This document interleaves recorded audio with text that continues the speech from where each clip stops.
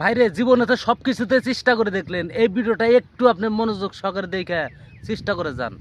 আজকে আমি চেক করতে চাই কার নিঃশ্বাস কতটুক ভালো আছে। তো একটু আমার সাথে সাথে সবাই চেষ্টা করবেন। তো স্টার্ট।